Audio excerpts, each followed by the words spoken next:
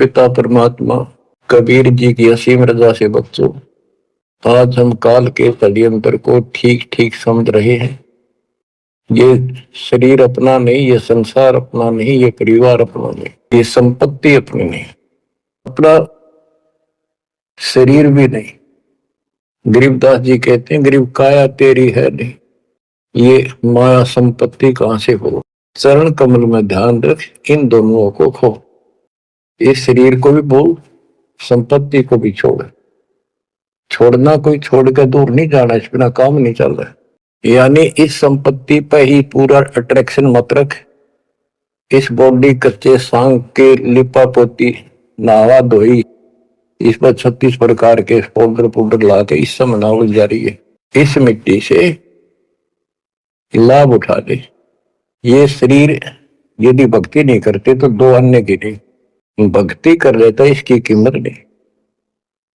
ये बेकीमत वस्तु है, आपको प्राप्त है मनुष्य शरीर।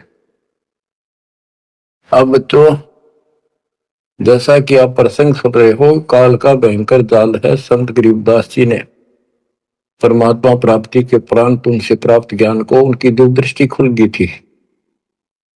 दिव्य दृष्टि एक दूरबीन समझो, सूक्ष्मदर्शी और दूरदर्शी,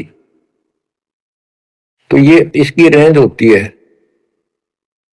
ऋषियों की भी दिव्य दृष्टि खुल जाया करती थी, वो इसको एक दूसरे को सिद्धि दे भी देते थे, लेकिन उनकी कुछ फिक्स होती है, उसका लिमिट होती है कहां तक देख सकते हैं। संत गरीबदास जी को जो प्राप्त थी दिव्य दृष्टि, उसकी कोई सीमा नहीं थी। तो उन्होंने लाखों अरबों खरबों वर्ष पहले का, युगों पहले की बात वर्तमान की और भविष्य की सारी बता रखी है। उन्होंने सतलोक देखा, वहां जाने के लिए तरफ गए, और फिर हमारे लिए कितना अमर ज्ञान और कितना सच्चा सुच्चा ज्ञान, प्रमाणित ये ज्ञान लिखवा दिया। अब हम यहां क्यों फंसे, ये अपनी गलती है।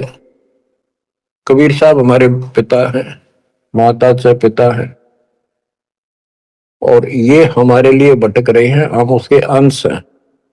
वो हमसे दूर नहीं हो पा रहा।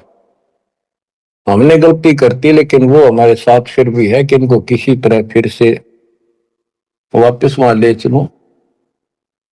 अब हम यहाँ कति दुख पा लिए, और आज मान ले सारी सुविधा गंदे लोग